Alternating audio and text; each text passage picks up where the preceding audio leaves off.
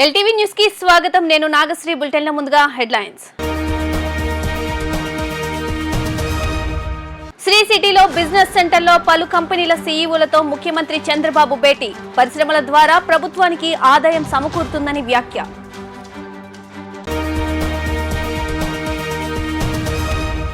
పంచాయతీరాజ్ శాఖ అధికారులతో video conference నిర్వహించిన ఉప ముఖ్యమంత్రి పవన్ కళ్యాణ్.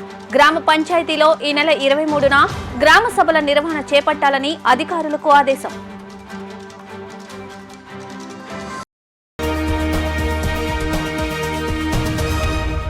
ఈఎస్ఐ హాస్పిటల్ ప్రాంగణంలో నూతన హాస్పిటల్ భవనాన్ని ప్రారంభించిన మంత్రి వాసంశెట్టి సుభాష్. గత 5 ఏళ్లలో ఈఎస్ఐ హాస్పిటల్లో జరిగిన అవినీతిపై విజిలెన్స్ విచారణ చేపడతామని వెల్లడి.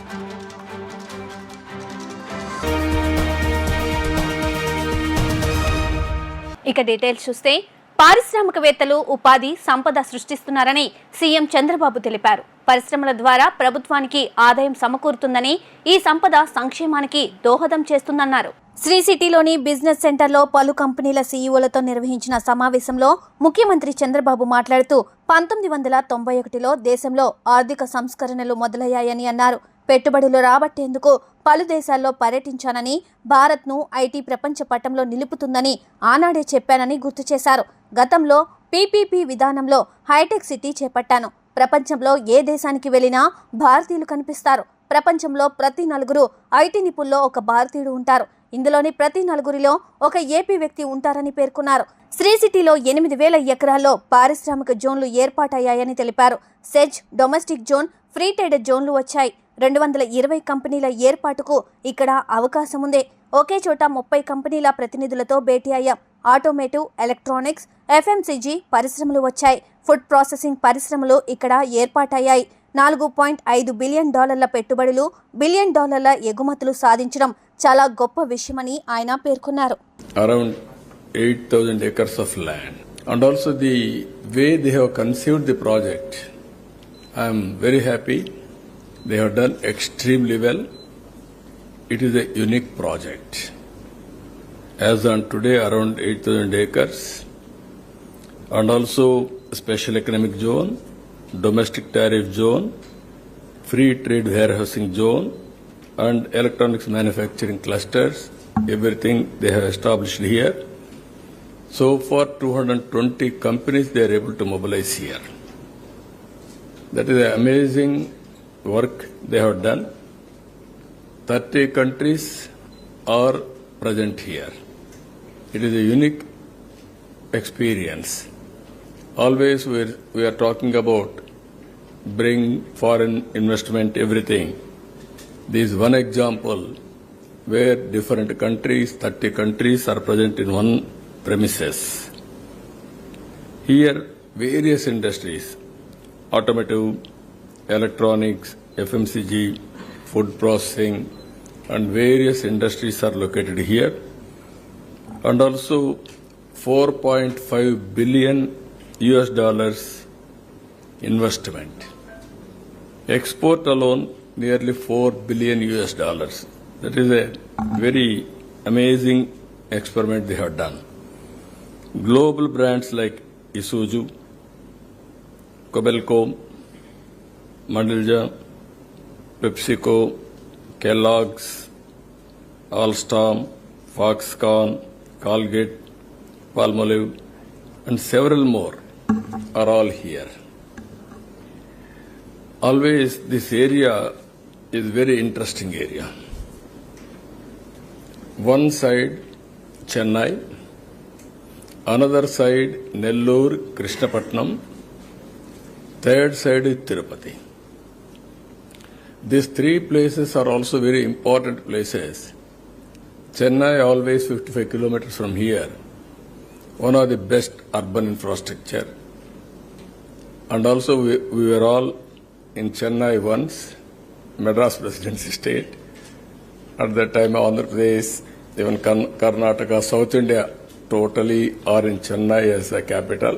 ఆంధ్రప్రదేశ్ వ్యాప్తంగా అన్ని గ్రామ పంచాయతీల్లో ఈ నెల 23వ తేదీన గ్రామ సభల నిర్వహణ చేపట్టాలని ఉప ముఖ్యమంత్రి పవన్ కళ్యాణ్ ఆదేశాలు జారీ చేశారు. ఉపాధి హామీ పథకంలో చేపట్టాల్సిన పనుల ఆమోదం కోసం గ్రామ సభ నిర్వహణ, అందుకు సంబంధించిన విధి విధానాలపై ఆయన దిశానిర్దేశం చేశారు. సచివాలయం నుండి సంబంధిత జిల్లా అధికారులతో ఉప ముఖ్యమంత్రి పవన్ కళ్యాణ్ వీడియో కాన్ఫరెన్స్ నిర్వహించారు. ఉపాధి హామీ పథకం పరిధిలో 46 రకాలైన పనులు చేపట్టవచ్చని అన్నారు. ఈ పథకం ద్వారా 1000 కోట్ల నిధులు వెచ్చిస్తున్నామని వివరించారు. ప్రతి రూపాయి బాధ్యతతో వ్యయం చేయాలని, ఉపాధి హామీ పథకం లక్ష్యం అందుకోవాలని సూచించారు. జిల్లా స్థాయి అధికారుల నుండి మండల, గ్రామ స్థాయిలో ఉన్న అధికారులు ఈ పథకం పనుల అమల్లో బాధ్యత తీసుకోవాలని ఆయన ఆదేశించారు. సోషల్ ఆడిట్ విభాగం పకడ్బందీగా వ్యవహరించాలన్నారు. వీడియో కాన్ఫరెన్స్ లో సచివాలయం నుండి PRRD principal secretary Shashibhushan Kumar, commissioner Srikrishna Teja, ఉన్నతాధికారులు పాల్గొన్నారు. వీడియో కాన్ఫరెన్స్ లో 26 జిల్లాల నుండి జెడ్పీ సీఈఓలు, DPOలు, డ్వామా పీడీలు, మండలాల నుండి ఎంపీడీఓలు, EOPRDలు, పంచాయతీ కార్యదర్శులు, ఉపాధి హామీ పథకం APOలు హాజరయ్యారు. ఈఎస్ఐ హాస్పిటల్ వ్యవస్థని గత 5 ఏళ్లలో వైసీపీ భ్రష్టు పట్టించిందని కార్మిక శాఖ మంత్రి వాసంశెట్టి సుభాష్ ఆరోపించారు. గత 5 ఏళ్లలో ఈఎస్ఐ హాస్పిటల్స్ లో జరిగిన అవినీతిపై విజిలెన్స్ విచారణ జరుగుతుందని హెచ్చరించారు. ఈఎస్ఐ హాస్పిటల్ ప్రాంగణంలో ఉన్న 100 పడకల హాస్పిటల్ భవనాన్ని, ల్యాబ్స్, డయాగ్నోస్టిక్ సెంటర్లని మంత్రి వాసంశెట్టి సుభాష్ ప్రారంభించారు. ఈ కార్యక్రమంలో ఎమ్మెల్యే గద్దె రామ్మోహన్ రావు పాల్గొన్నారు. వైసీపీ నేత సజ్జల రామకృష్ణారెడ్డి, ధనుంజయ రెడ్డి కనుసన్నల్లో గత ప్రభుత్వంలో మొత్తం వ్యవస్థను నడిపించారని మంత్రి వాసంశెట్టి సుభాష్ ఆరోపణలు చేశారు. ఈ సందర్భంగా మంత్రి మాట్లాడుతూ దళారీ వ్యవస్థ కారణంగా భారీ స్థాయిలో కుంభకోణాలు జరిగాయని విమర్శలు చేశారు. వైఎస్ఆర్ బీమాలో జరిగిన అవినీతిపైన విచారణ జరిపిస్తామని వార్నింగ్ ఇచ్చారు. వైసీపీ ప్రభుత్వంలో టీడీపీ నాయకుల మీద కేసులు పెట్టి ఇబ్బంది పెట్టారని గుర్తు చేశారు. చంద్రబాబుతో సహా అందరూ కడిగిన ముత్యంలాగా బయటకు వచ్చారని చెప్పారు. మాజీ సీఎం, వైసీపీ అధినేత వైఎస్ జగన్మోహన్ రెడ్డి తాను చేసిన అవినీతి ఎక్కడ బయటపడుతుందని భయపడి అసెంబ్లీకి రావడం లేదన్నారు. జగన్కి ఆ 10 స్థానాలు కూడా ఉండవని తేల్చి చెప్పారు. చివరికి ఆ పార్టీలో మిగిలేది జగన్ ఒక్కడేనని మంత్రి విమర్శలు గుప్పించారు. వైఎస్ఆర్సీపీ ప్రభుత్వంలో కేవలం అధికారులతో అవసరం లేని కేసులు, అవినీతి కేసులు బనాయించడం, అందరి మీద ఇంచుమించు మచ్చలేని రాజకీయ జీవితం గడిపిన చంద్రబాబు నాయుడు గారి మీద కూడా అవసరం లేని అభియోగాలు చేసి జైల్లో పెట్టడం, ఆయన కడిగిన ముచ్చులా బయటకు రావడం చూసాం. అలాగే ఏదైతే తెలుగుదేశం ప్రభుత్వంలో పనిచేసిన ఏ నాయకుడు కూడా అవినీతి అనేది దానికి దూరంగా ఉంటారు. ఎందుకంటే ఫర్ ఎగ్జాంపుల్ ఈ 2 నెలలే తీసుకుందాం. నారా చంద్రబాబు నాయుడు గారు నిరంతరం రివ్యూ మీటింగులతో ఆయన పడుకోవట్లేదు, మమ్మల్ని ఎవరిని పడుకోనివ్వట్లేదు. ఆయన నిరంతరం ఈ ఆంధ్రప్రదేశ్ని స్వర్ణాంధ్రప్రదేశ్గా చెయ్యాలి అనే ఉద్దేశంతో నిరంతరం పనిచేస్తూ ఉన్నారు. ఏదైతే ఈ వైఎస్ఆర్సీపీ ప్రభుత్వం ఉందో అవసరం లేని అభియోగాలు, ఫర్ ఎగ్జాంపుల్ మొన్నే తీసుకోండి, 34 మందిని మర్డర్ చేశారని లబోదిబోని నల్ల కండువాలు వేసుకుని సేవ్ డెమోక్రసీ అంటూ సిగ్గులేని మొఖాలు వేసుకుని అసెంబ్లీలోకి రావడం జరిగింది. మరి సింహం సింగిల్గా వస్తుందని గతంలో చెప్పుకున్న వాళ్ళు ఈరోజు రాష్ట్ర ప్రజలు ఏకంగా 11 మందిని ఇచ్చారు, ఆయన 10 మందిని ఇచ్చారు. ఆ 10 మందితో కూడా అసెంబ్లీకి రాని వైను అంటే అక్కడ ముఖ్య ఉద్దేశం అవినీతి గురించి ప్రశ్నిస్తారు, మన ముఖం ఎక్కడ పెట్టుకోవాలో, రాష్ట్ర ప్రజలకు ఎలా చూపించుకోవాలో తెలియకే అసెంబ్లీకి రావటం ముఖం చాటేశారు. మరి అసెంబ్లీ అయిపోయిన తర్వాత కూడా పార్లమెంట్ ఉంది, అక్కడ ధర్నా చేసుకోవచ్చు కాదు. ఆ రోజే ధర్నా చేయడం, 34 మంది మర్డర్ అయిన వాళ్ళు పేర్లు ఇవ్వండి అయ్యా అంటే ఒక్క పేరు కూడా చెప్పలేని వైను. ఈ వైఎస్ఆర్సీపీ ప్రభుత్వం ఇంకా మళ్ళీ ఫామ్ అవటం ఈ రాష్ట్రంలో చూడం మనం. ఎందుకంటే ప్రతి వ్యవస్థని కొట్టారు కాబట్టి, ప్రజలు గుర్తించారు కాబట్టి ఇవన్నీ 11 సీట్లకు పరిమితం చేశారు. రానున్న కాలంలో ఆ 11 మంది సభ్యులు కూడా ఓన్లీ జగన్ గారు మాత్రం మిగులుతారు. మిగతా సభ్యులు కూడా పక్క చూపులు ఆల్రెడీ చూస్తూ ఉన్నారు, టచ్లో ఉన్నారు. అయితే మా నాయకుడు చంద్రబాబు నాయుడు గారు మేము డోర్లు తెరం, మీకు మీ ఇంటికి మీరే పరిమితం ఉండని కూడా చెప్పడం జరిగింది. Thank you.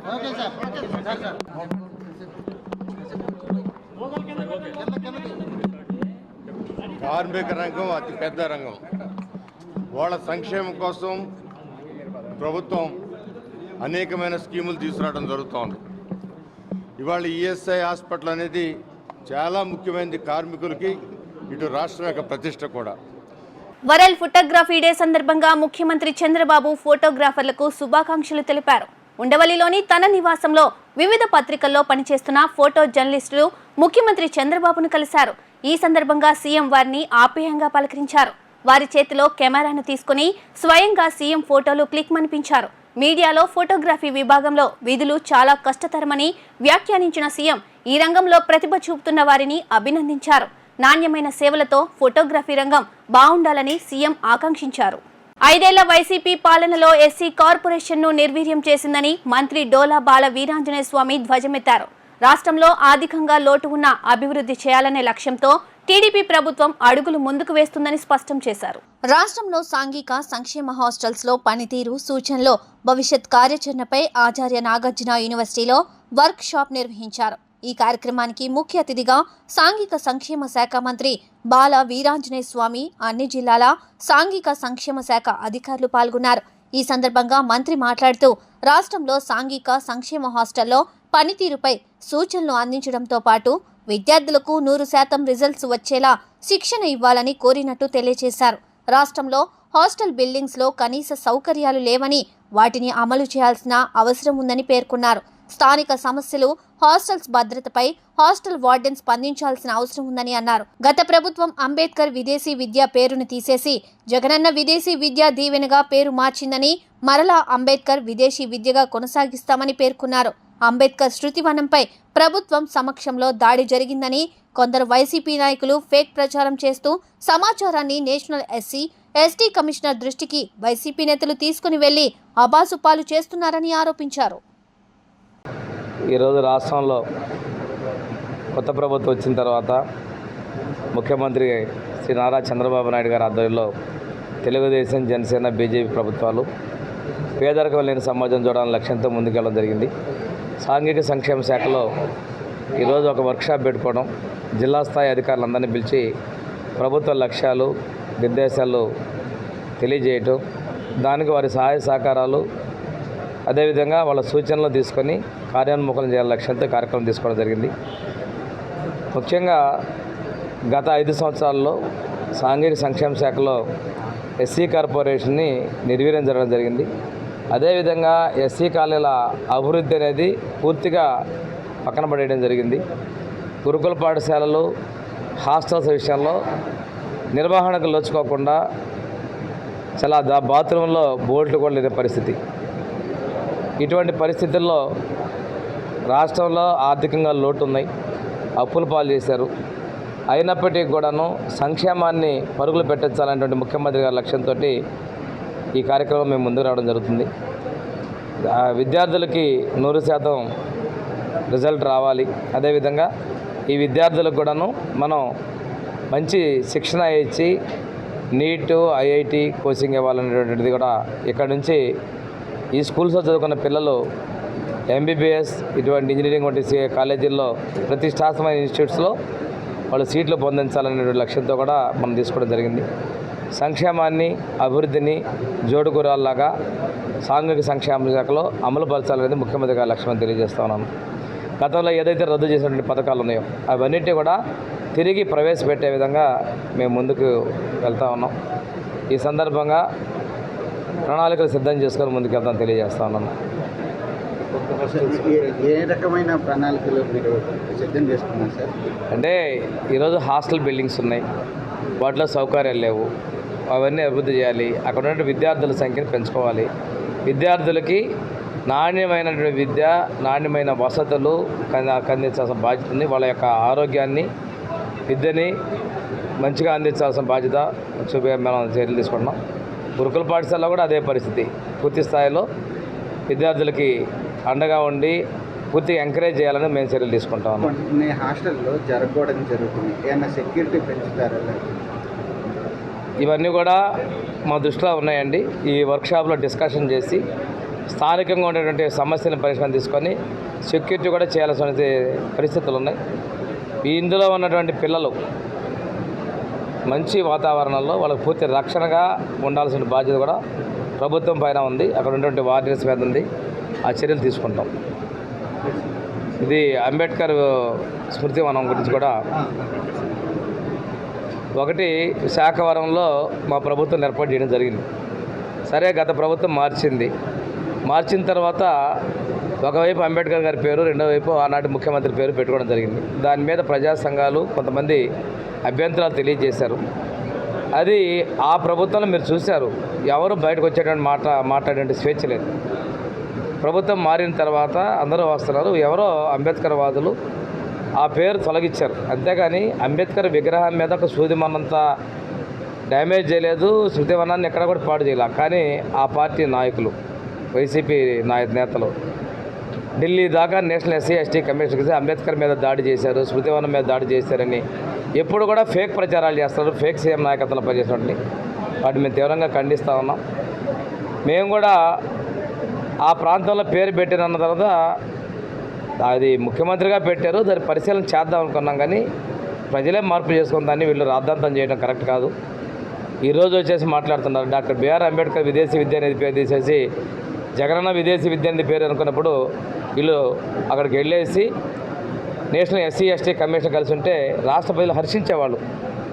డాక్టర్ సుధాకర్ లాంటి, డాక్టర్ కిరణ్ లాంటి వాళ్ళు చనిపోయినప్పుడు వీళ్ళు ఆ పని చేస్తుంటే హర్షించేవాళ్ళు.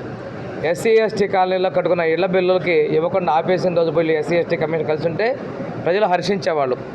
ఇవన్నీ వదిలేసి చెప్పిందే 10 సార్లు చెప్పి వాళ్ళు రిజిస్టర్ చేయాలని ప్రయత్నాలు చేస్తున్నారు. మీకు ప్రజలు ఒక మ్యాండేట్ ఇచ్చారు, మీకు పక్కన పెట్టారు అనే విషయాన్ని కూడా కనీసం 2 నెలలు కూడా పూర్తి కాకముందే మీరు ప్రభుత్వం మీద బురద జల్లే కార్యక్రమాలు చేస్తున్నారు. ప్రజలు విశ్వసించలేదనే విషయాన్ని మీరు అర్థం చేసుకుని ప్రయత్నించారు. శాఖవరంలో స్మృతివనాన్ని మళ్ళీ ఏర్పాటు చేస్తారండి, లేకపోతే ఇంకా అక్కడ ఏదైనా పార్క్ పెడతారు? అది భవిష్యత్తులో సమీక్ష చేసి నిర్ణయం తీసుకుంటామండి. రాజధాని ప్రాంతంలో ఉన్న క్రికెట్ స్టేడియం గత వైసీపీ పరిపాలనలో ఎలాంటి అభివృద్ధికి నోచుకోలేదని విజయవాడ ఎంపీ కేశినేని శివనాథ్ ఆరోపించారు. ఇంటర్నేషనల్ స్టేడియంగా తీర్చిదిద్దేందుకు 3 నెలల్లో పనులు ప్రారంభిస్తామని స్పష్టం చేశారు. స్టేడియం అసోసియేషన్ క్లబ్ సభ్యులతో రాజధాని ప్రాంతం మంగళగిరి నిడమర్రు రోడ్డు సమీపంలో ఉన్న క్రికెట్ స్టేడియంను విజయవాడ ఎంపీ కేశినేని శివనాథ్ పరిశీలించారు. ఈ సందర్భంగా ఎంపీ కేశినేని శివనాథ్ మీడియాతో మాట్లాడుతూ గత 5 సంవత్సరాలలో ఎలాంటి అభివృద్ధికి నోచుకొని స్టేడియం చూస్తే బాధాకరంగా ఉందని, గత ప్రభుత్వం కక్షపూరిత పరిపాలన కారణంగా ఈ స్థితికి చేరిందని ఆరోపించారు. ముందుగా కాంట్రాక్టర్ ఐవీఆర్సీ సంప్రదించి లీగల్ సమస్యలను పరిష్కరించుకొని కన్సల్టెన్సీతో చర్చించి స్టేడియంలో ఉన్న సమస్యలు, మార్పులు, చేర్పులతో పనులు ప్రారంభిస్తామని స్పష్టం చేశారు.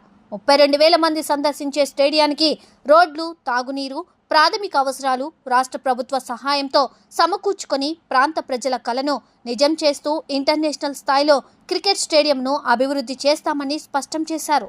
ప్రతినిధులు, క్లబ్ అసోసియేషన్స్, క్లబ్స్తో కలిపి మంగళగిరి స్టేడియం ఏ విధంగా ఉంది, అసలు ఏ విధంగా డెవలప్ చేయొచ్చు అనే విషయంలో ఇక్కడికి వచ్చి మొత్తం స్టేడియం మొత్తం ఇన్స్పెక్ట్ చేయడం జరిగింది. తప్పకుండా చాలా బాధాకరమైన విషయం. కాంట్రాక్టర్ లేక గత 5 సంవత్సరాల నుంచి ఈ స్టేడియం మూలబడిపోయింది. అంతేకాకుండా డిజైన్ లోపం వల్ల పలు మార్పులు చేశారు.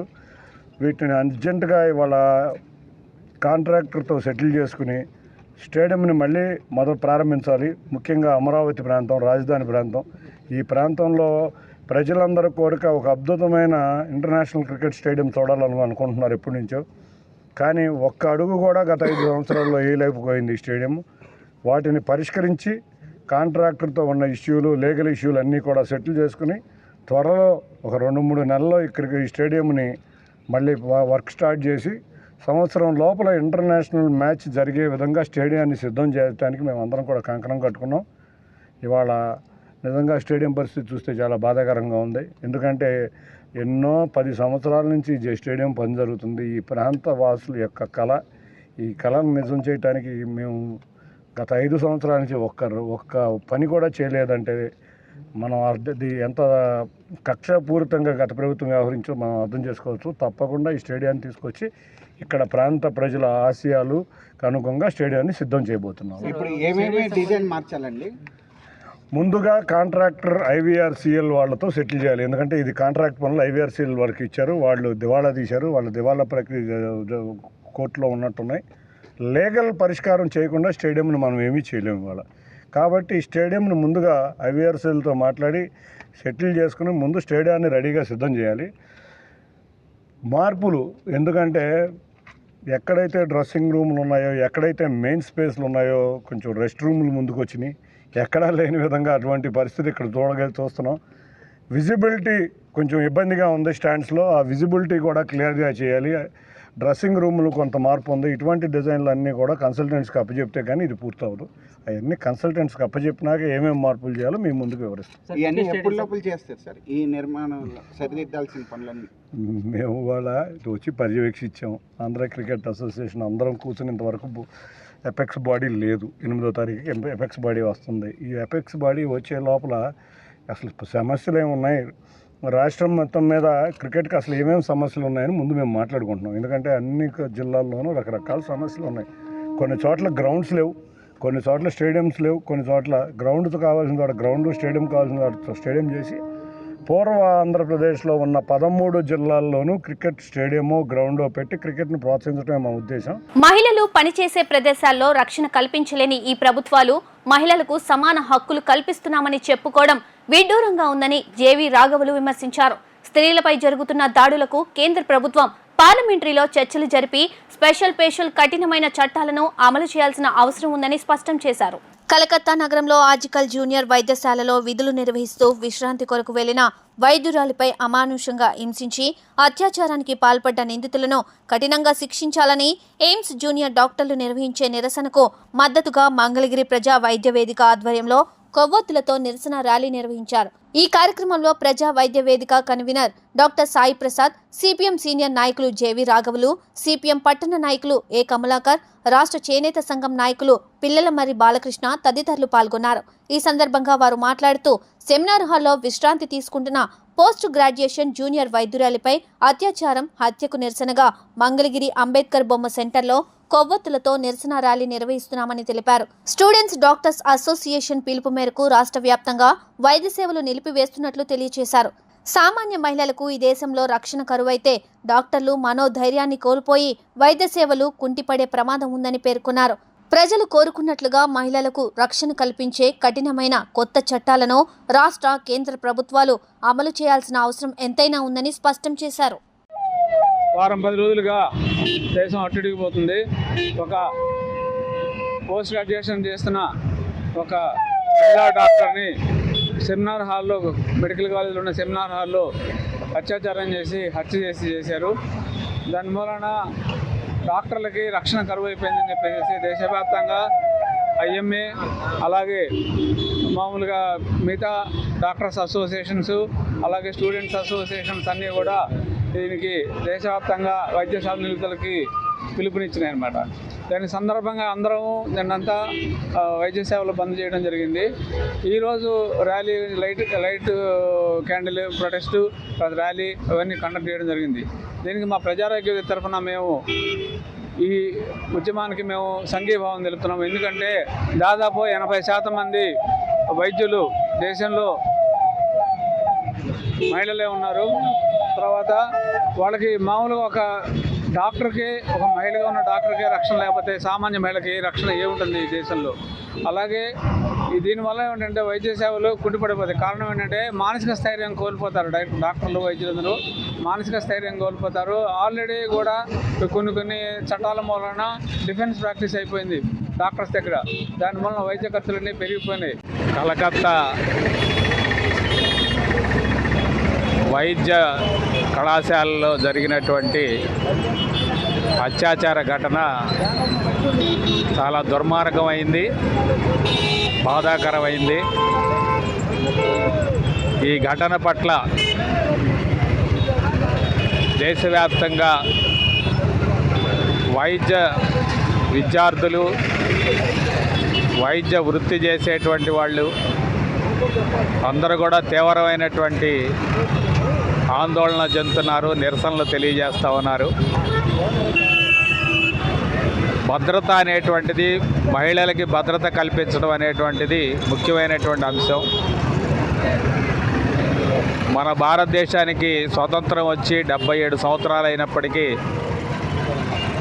మహిళల మీద సాగుతున్నటువంటి అత్యాచారాలు, దాడులు ఎవరూ ఆపే పరిస్థితి కనపట్టలేదు. ముఖ్యంగా కేంద్ర ప్రభుత్వం కానీ, రాష్ట్ర ప్రభుత్వాలు కానీ అందుకు అవసరమైనటువంటి చట్టాలు చేయటంలో పూర్తిగా వైఫల్యం చెందారు.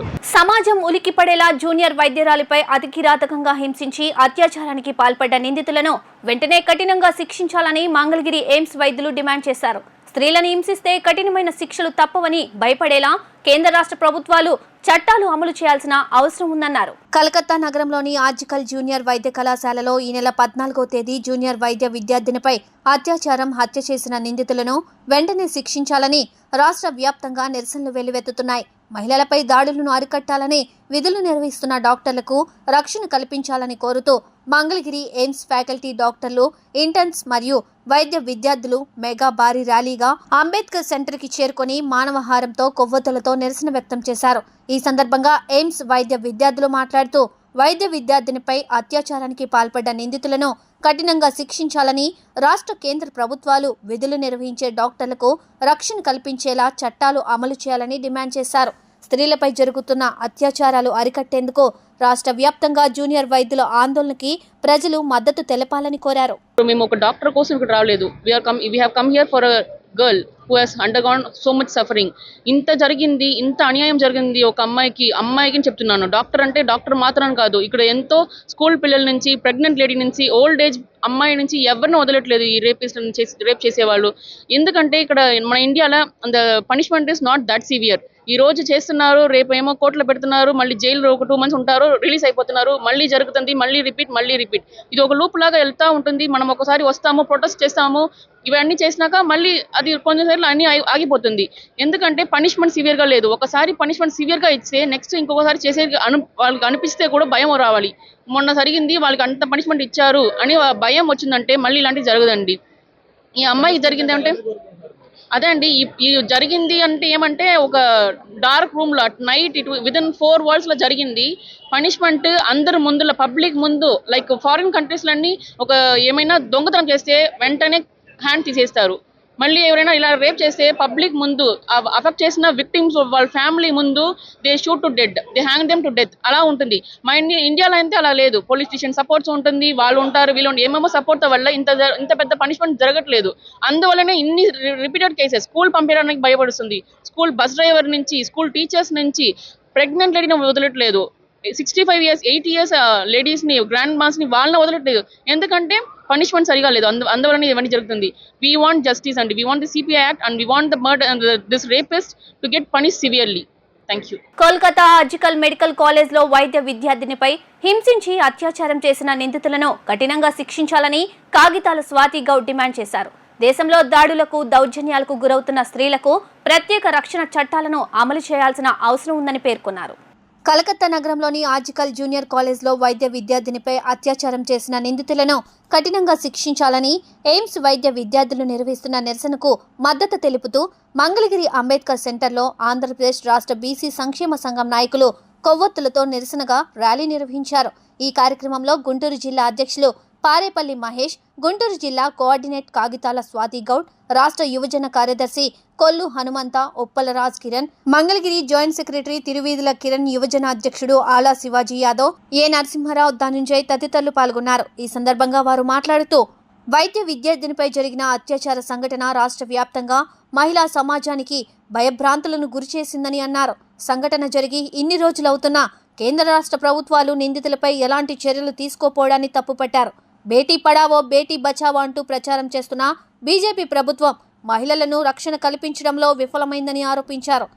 24 గంటల్లో పీడీ జస్టిస్ అమలు చేసి నిందితులను కఠినంగా శిక్షించాలని డిమాండ్ చేశారు. ఐఎంఏ విద్యార్థుల 5 డిమాండ్లను వెంటనే అమలు చేస్తూ మహిళా రక్షణకు కొత్త చట్టాలను ప్రవేశపెట్టాలని కోరారు. మెడికల్లో పీజీ చదివే విద్యార్థిని అతి దారుణంగా రేప్ చేసి ముక్కలుగా నలిపేసి పక్కన పెట్టిన సంఘటన మనం వెలుగులోకి వచ్చి చూసాము. అయ్యా నరేంద్ర మోడీ గారు, ఒకటే అడుగుతున్నాము, బేటీ పడావో, బేటీ బచావో అని ఎన్నో పథకాలు పెడుతున్నారు. అన్ని పథకాలు మాకు బాగానే ఉన్నాయి, కానీ మా మహిళలకు రక్షణ ఎక్కడ? మీరు చేసే చట్టాల్లో ఏదైతే ఇలాంటి వదంతులు వస్తాయో వెంటనే స్పీడీ జస్టిస్ మీరు అమల్లోకి తీసుకొచ్చి న్యాయ నిర్ధారణ చేసి వెంటనే ఎవరైతే ఉన్నారో వాళ్ళని వెంటనే శిక్షించి స్పీడ్గా 24 గంటల్లో వాళ్ళని కనుక ఉరి తీయడం కానీ, లేదా ఇంకొకరికి ఇలాంటి ఆలోచన రావాలంటే వెన్నులో వణుకు పుట్టే విధంగా మీరు శిక్షలు అమలు చేయగలిగితే మేము స్వేచ్ఛగా పనులు చేసుకోగలుగుతాం. ఈ రోజుల్లో మగవాళ్ళతో పాటు సమానంగా బయటకు వచ్చి చిన్న కూలీ పనుల దగ్గర నుంచి వైద్యులేంటి, ఇంజనీర్లేంటి, పోలీసులేంటి, ప్రతి ఒక్కళ్ళు ఆడవాళ్ళు బయటకు వచ్చి పని చేస్తేనే గడవని పరిస్థితి. మన దేశంలో ఉంది. ఇలాంటి దేశంలో మేము బతుకుతున్నప్పుడు మేము భయంగా రాత్రి 11 అయితే ఇంటికి వెళ్తానికి ఇప్పటికీ భయంగానే అనిపిస్తుంది. ఇలాంటి దేశంలో మేము బతుకుతున్నందుకు మా కోసం మీరు కొత్త చట్టాలు అమల్లోకి తీసుకొచ్చి ఇలాంటి ఎక్కడైతే అరాచకాలు జరిగినాయో వెంటనే మీరు స్పందించి అలాగే వాళ్ళకి శిక్ష వెంటనే పడేలాగా చేస్తారని మనవి చేసుకుంటున్నాము. ఇప్పుడు ఏదైతే మెడికల్ విద్యార్థికి IMA వాళ్ళు 5 డిమాండ్స్ అడిగారు. 5 డిమాండ్స్ ని కూడా నెరవేర్చి ఆ విద్యార్థికి న్యాయం చేయాలని, నిందితులను వెంటనే శిక్షించాలని బీసీ సంక్షేమ సంఘం మహిళా విభాగం తరపున కోరుకుంటున్నాం. గత 2 రోజుల క్రితం కలకత్తాలో జరిగిన మెడికో విద్యార్థినిపై జరిగిన అత్యాచారాన్ని చాలా తీవ్రంగా రాష్ట్ర బీసీ సంక్షేమ సంఘం ఖండిస్తుంది.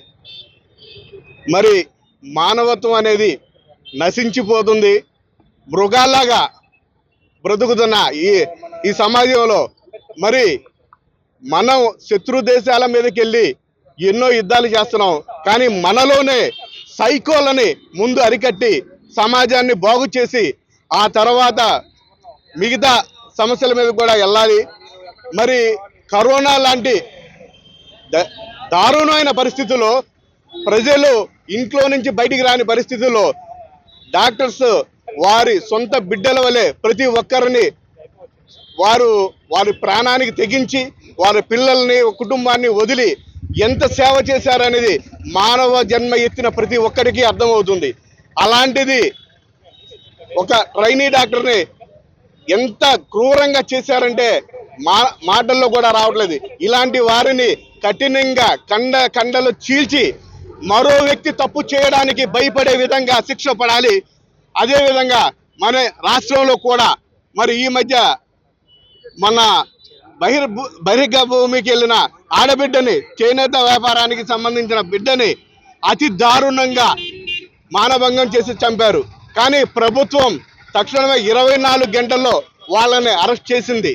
కానీ గౌరవ ముఖ్యమంత్రి నారా చంద్రబాబు నాయుడు గారు మరొకరు తప్పు చేయాలి అంటే వెన్నులో వణుకు పుట్టే విధంగా శిక్షలు ఉంటాయని చెప్పారు. అదే విధంగా ఆ కుటుంబానికి న్యాయం జరిగే విధంగా ఆ శిక్ష వేసి మరొకరు ఆడబిడ్డ ఇంకా కన్ను ఎత్తి చూడాలంటే ప్రాణం పోతది అనే భయాన్ని తీసుకొచ్చే విధంగా మన రాష్ట్రంలో శిక్షలు అమలు చేయాలి. అదేవిధంగా దేశంలో కూడా మరి వాళ్ళ మన చంద్రబాబు నాయుడు గారు NDA కన్వీనర్ గారు కాబట్టి ఈ ఆడబిడ్డకి ఏదైతే అన్యాయం జరిగిందో తక్షణమే వారికి శిక్ష పడే విధంగా గట్టి ప్రయత్నాలు చేసి ఆ అమ్మాయికి న్యాయం జరిగే విధంగా ప్రయత్నించాలని మా బీసీ సంక్షేమ సంఘం కోరుకుంటుంది. MTMC పరిధిలో డెంగ్యూ, మలేరియా, విష జ్వరాలు సోకకుండా అవగాహన స్పెషల్ డ్రైవ్ నిర్వహిస్తున్నట్లు అసిస్టెంట్ కమిషనర్ లక్ష్మీపతిరావు తెలియజేశారు. నీరు నిల్వ ఉండే ప్రాంతాల్లో దోమల నివారణకు డీజిల్ స్టేషన్ ML ఆయిల్ పిచికారీ చేస్తున్నట్లు పేర్కొన్నారు. దోమల నివారణ, డెంగ్యూ జ్వరాలపై ప్రజలకు అవగాహన కల్పిస్తూ మంగళగిరి వీవర్స్ కాలనీలో గంబోషియా దోమలను నివారించే చేపలను బావి నీళ్లలో వదిలారు. ఈ కార్యక్రమంలో Mangalagiri assistant commissioner Lakshmipathirao, Ganapathi Nagar UPHC వైద్యులు డాక్టర్ అనూష, ANM తదితరులు పాల్గొన్నారు. ఈ సందర్భంగా వారు మాట్లాడుతూ మంగళగిరి, తాడేపల్లి పరిధిలో దోమల నివారణ, డెంగ్యూ, మలేరియా, విష జ్వరాలపై ప్రజలు తీసుకోవాల్సిన జాగ్రత్తలపై అవగాహన కార్యక్రమాలు నిర్వహిస్తున్నామని తెలియజేశారు. ఇంటి పరిసరాల్లో తొట్లు, కొబ్బరి చిప్పలు, టైర్లలో నీరు నిల్వ ఉండడం వల్ల దోమలు పుట్టుకొస్తాయని స్పష్టం చేశారు. వాంతులు, విరోచనాలు, ఒళ్ళు నొప్పులు, జ్వరం ఉన్నవారు వెంటనే మీ దగ్గరలో ఉన్న ప్రాథమిక వైద్యశాలలో చికిత్స చేయించుకోవాలని తెలిపారు. లో ఉన్న ఇంద్రానగర్ కింద వచ్చే వీవర్స్ కాలనీ స్కూల్ దగ్గర ఒక పెద్ద బావి ఉంది.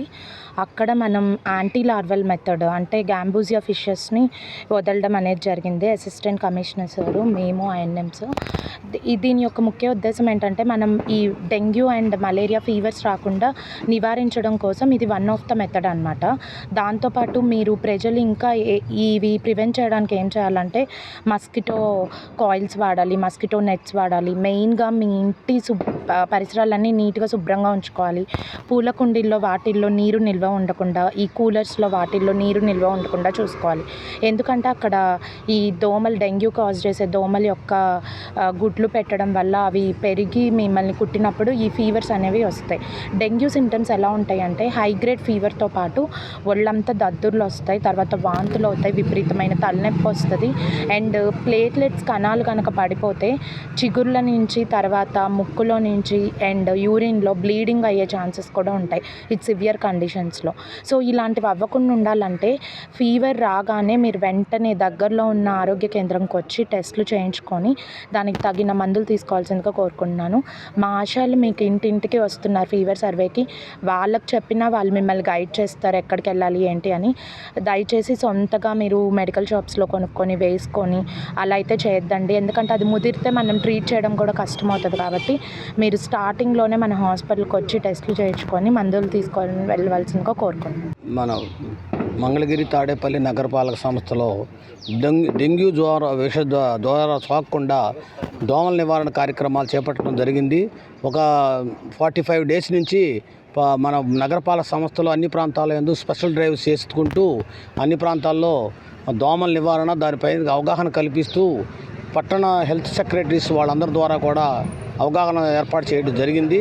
దానిలో భాగంగా అనేక చోట్ల నీరు నిలవ ఉండే ప్రాంతాలు ఆ ప్రాంతాల యందు దోమల నివారణకు గాను MLIలు బాల్స్ తయారు చేయించి వేయించటం మరియు డీసిల్టేషన్ పట్టణ పరిధిలో అన్ని ప్రాంతాల యందు డీసిల్టేషన్ చేయించి ప్రజలకు అవేర్నెస్ కల్పించి వాళ్ళు తీసుకోవాల్సిన జాగ్రత్తలు డెంగ్యూ జ్వరం వచ్చిన తర్వాత తీసుకోవాల్సిన జాగ్రత్తలు రాకముందు ఇంకా తీసుకోవాల్సిన జాగ్రత్తల గురించి కూడా తెలియజేస్తూ ఈ పట్టణ పరిధిలో ఈరోజు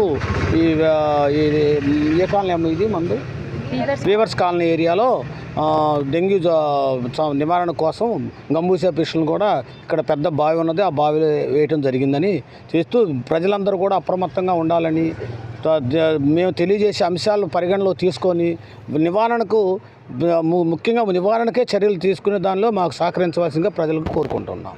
మా స్థలంలో నడిచేందుకు దారి లేకుండా ఆలయ కమిటీ నిర్వాహకులు రాత్రి వేళలో ప్రహారీ గోడను నిర్మిస్తున్నారని భూమి యజమాని కాజా మొయిద్దీన్ ఆవేదన వ్యక్తం చేశారు. 4 అన్నదమ్ములు 4 అక్క చెల్లెలు పంచుకోవాల్సిన 20 సెంట్ల స్థలాన్ని అమ్మాలంటూ టీడీపీ నాయకులు బెదిరింపు చర్యలకు పాల్పడుతున్నారని తెలియజేశారు. తాడేపల్లి బోసుబొమ్మ సెంటర్ గంగానమ్మ గుడి పక్కన స్థలాన్ని టీడీపీకి చెందిన ఆలయ కమిటీ నిర్వాహకులు దౌర్జన్యంగా స్థలం కబ్జా చేసేందుకు ప్రయత్నం చేస్తున్నారని భూమి యజమానులు కాజా మొయిద్దీన్ ఖాన్, కరీం ఖాన్ కుటుంబ సభ్యులు తమ ఆవేదన వ్యక్తం చేశారు. ఈ సందర్భంగా మీడియాతో మాట్లాడుతూ బోసుబొమ్మ సెంటర్ గంగానమ్మ గుడి వద్ద పుట్టి పెరిగిన మేము వ్యాపార రీత్యా హైదరాబాద్లో నివసిస్తున్నట్లు తెలియజేశారు. గుడి పక్కనే ఉన్న రిజిస్ట్రేషన్ 20 సెంట్ల స్థలాన్ని అమ్మాలంటూ ఆలయ కమిటీ నిర్వాహకులు దౌర్జన్యం చేస్తున్నారని ఆవేదన వ్యక్తం చేశారు. 2019-2022లోనే కమిషనర్ పోలీసు అధికారులను ఆశ్రయించామని వారి సమక్షంలో లిఖితపూర్వకంగా ఆలయ కమిటీ గోడను నిర్మించరాదని పత్రాలు రాసుకున్నాం. ఈ వివాదం ఇంతటితో ముగిసిందని అనుకున్న 2 సంవత్సరాల తర్వాత టీడీపీ అధికారంలో రావడంతో మరలా వివాదాలను సృష్టిస్తూ బెదిరింపు చర్యలకు పాల్పడుతున్నారని తమ బాధను వ్యక్తం చేశారు. గత ప్రభుత్వంలో తమకు ఎలాంటి న్యాయం జరగలేదని, గత వైసీపీ ప్రభుత్వం ఉన్నవారే ఆలయ కమిటీ సభ్యులు ప్రస్తుతం టీడీపీలో పదవులు పొంది తిరిగి భూ వివాదానికి పాల్పడుతూ నడిచేందుకు దారి లేకుండా రాత్రి వేళలో ప్రహారీ గోడను నిర్మిస్తున్నారని ఆవేదన తెలియజేశారు. భూ అక్రమాలకు పాల్పడిన వారిపై కఠిన చర్యలు తప్పవని నారా లోకేష్ చెబుతున్నా కూతవేటు దూరంలో ఉన్న నారా లోకేష్ ఇలాకాలో టీడీపీ పార్టీ నాయకులే బెదిరింపులు దౌర్జన్యాలకు పాల్పడుతున్నారని అన్నారు. మాకు న్యాయం జరిగే వరకు న్యాయపరంగా పోరాడుతూ ప్రజా దర్బార్లో మంత్రి నారా లోకేష్ను కలిసి తమ సమస్యను పరిష్కరించమని ప్రాధేయపడతామని వెల్లడించారు. ఖాన్ అండి, సన్ ఆఫ్ బాబు ఖాన్. నేను పుట్టి పెరిగిన ఇల్లు ఇది.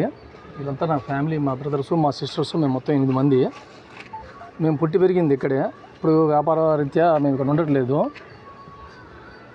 ఇప్పుడు గత కొంతకాలంగా ఈ ప్లేస్కి, ఈ ఏరియాకి సంబంధం లేని వాళ్ళు, ఈ వీధిలో సంబంధం లేని వాళ్ళు ఎక్కడి నుంచో వచ్చి ఈ స్థలం మాది, మీకు నడవడానికి దారి లేదని చెప్పి మా యాక్సెస్ని, మేము నడిచే దారిని దౌర్జన్యంగా రాత్రి గొడవలు కట్టేశారు. గత 2 రోజులుగా మేము గొడవలకు వెళ్ళే వాళ్ళం కాదు. మేము సామరస్యంగా స్టేషన్లో అర్జీ పెట్టాం, కమిషనర్ ఆఫీసులో అర్జీ పెట్టాం, లోకల్ నాయకులతో కూడా మాట్లాడాం. కానీ ఇక్కడ మాకు న్యాయం జరగలేదు. కేవలం ఏంటంటే మీకు ఉండకపోవడం వల్ల ఎవరు పట్టించుకోరలే, వీళ్ళకి ఎవరున్నారు వెనకాల అన్న సదుద్దేశంతో కొంతమంది దురుద్దేశంతో ఈ పని చేస్తున్నారు. దీనికి లోకల్లో కొంతమంది సహకరిస్తున్నారు. మేము మా నియోజకవర్గ ఎమ్మెల్యే శ్రీ లోకేష్ బాబు గారిని కలవడానికి వెళ్ళాము. తర్వాత అధికారులని కలవడానికి ప్రయత్నించాము. ఈ 4 రోజులుగా పని దినాలు సెలవు కావడం వల్ల వీళ్ళు అవకాశం చూసుకొని ఈ పని దినాలు సెలవు దినాల్లో వీళ్ళు పని ప్రారంభించారు. మాకు అధికారులు అందుబాటులో రాలేదు. లోకేష్ గారిని కలవడానికి కూడా మేము ప్రయత్నిస్తే సార్ లేరు, హైదరాబాద్లో ఉన్నారు, 2 రోజుల్లో వస్తారు, వచ్చాక మీరు కలుస్తారు అని చెప్పి అన్నారు. కాబట్టి నేను మీడియా మిత్రులందరికీ మిమ్మల్ని కోరేది రిక్వెస్ట్, మీరు ఈ మా మీద జరిగే దౌర్జన్యాన్ని అధికారుల వద్దకి, పై అధికారుల వద్దకి, మా నియోజకవర్గ ఎమ్మెల్యే లోకేష్ గారి వద్దకి చేరుస్తారని చెప్పి మీ ద్వారా నేను రిక్వెస్ట్ చేస్తున్నాను. అధికారులని ప్లస్ మా నియోజకవర్గ ఎమ్మెల్యే లోకేష్ బాబు గారిని మేము అభ్యర్థిస్తున్నాము. ఇక్కడ వీళ్ళు చేస్తుంది ఏంటంటే వీరు దురుద్దేశంతో ఈ సైట్ని కబ్జా చేసుకోవడానికి రోడ్లు కబ్జా చేస్తున్నారు. రోడ్లు నియోజకవర్గ ఎమ్మెల్యే గారు భూ కబ్జాదారులను వెంటాడతాను, పట్టుకుంటానని చెప్పి లోకేష్ బాబు గారు స్టేట్మెంట్స్ ఇస్తుంటే ఇక్కడ లోకల్లో ఉన్న నాయకులు రోడ్లు కబ్జా చేస్తున్నారు. ఇది రోడ్డు అండి, మా చిన్నతనం మేమంతా, ఇది మా చిన్ననాటి గుడి అండి, ఇది మా చిన్ననాటి గుడి. మేము ఇటు నుంచే వచ్చేవాళ్ళం. ఈ గుడి అరుగుల మీదే మేము ఆడుకున్నాం. ఈ గుడి ప్రాంగణంలోనే మేము ఆటల పాటలు ఆడుకున్నాము. మా అక్కడి నుంచి ఉండేదండి దారి, ఆ సెంటర్ నుంచి మేము అటు నుంచి వచ్చేవాళ్ళం, ఇటు నుంచి వచ్చేవాళ్ళం. ఇక్కడికి వచ్చి ఇదే గుడి ఆవరణలో, ఇదే గుడి ప్రాంగణంలో మేము ఆడుకున్నాము. ఇది చిన్ననాటి గుడి ఇది. కానీ ఇప్పుడున్న నాయకులు ఏంటంటే ఇటు ఎవరు లేరు, మేము ఉండకపోవడం వల్ల రోడ్డుని కబ్జా చేస్తున్నారు. మా సైట్ని కొంతమేర కబ్జా చేశారు, ప్లస్ రోడ్డుని కబ్జా చేశారు. మాకు దారి లేకుండా చేశారు. మాకు ఇప్పుడు రావడానికి దారి లేదు. మీ అందరినీ నేను కోరేది అదేనండి, మీ మీడియా మిత్రుల ద్వారా లోకేష్ బాబు గారి వద్దకి ఈ మెసేజ్ని చేరుస్తారని ఆశిస్తున్నాను. మేము ఉండేది విజయవాడ అండి. మేము పుట్టి పెరిగిన ఊరు మా తాడేపల్లి ఇదేనండి, భోజనం సెంటర్, గంగానం గుడి పక్కనే మా ఇల్లు. మా తమ్ముడు ఇంతకుముందు మీతో మాట్లాడింది. మేమందరం వ్యాపారం రీచ్ కొద్దిగా హైదరాబాదు, వరంగల్ ఇట్లా మేము వ్యాపారం కోసం బయటే ఉంటామండి. మా తోలుగడ్డ వ్యాపారం కాబట్టి ఇక్కడ 2019లో ఇక్కడ మేము ఒక ముందున్న సైట్ 5.5 సెంట్లు కూడా కలుపుకున్నామండి, కొనుక్కున్నాం. మేము 15 సెంట్లు ఒకటి 5.5 సెంట్లు ఒకటి కొనుక్కుంటే దానికి కేవలం దారి మూలను కొనుక్కున్నామండి.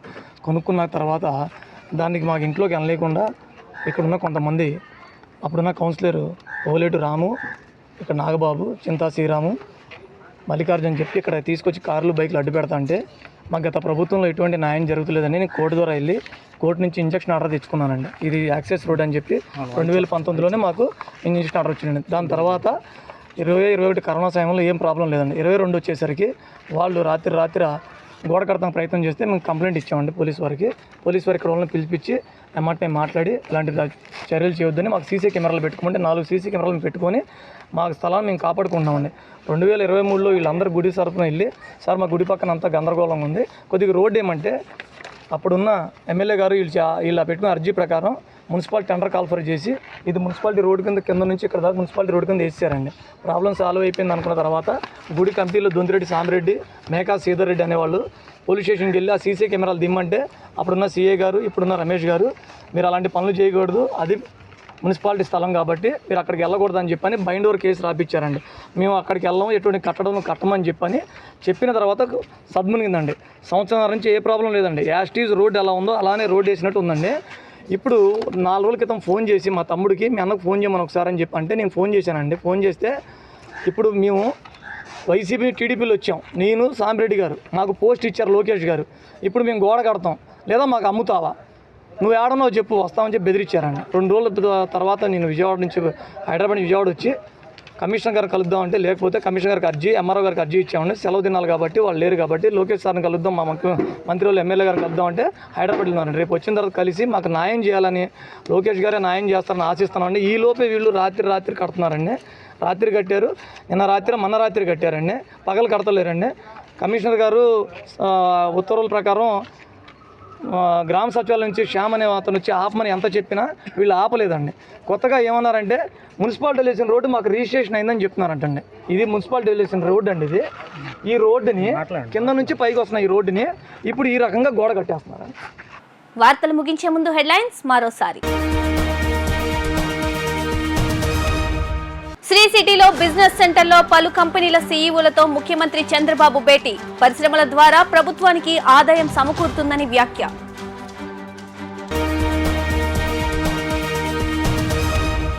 పంచాయతీరాజ్ శాఖ అధికారులతో వీడియో కాన్ఫరెన్స్ నిర్వహించిన ఉప ముఖ్యమంత్రి పవన్ కళ్యాణ్. గ్రామ పంచాయతీలో ఈ నెల 23న గ్రామ సభల నిర్వహణ చేపట్టాలని అధికారులకు ఆదేశం.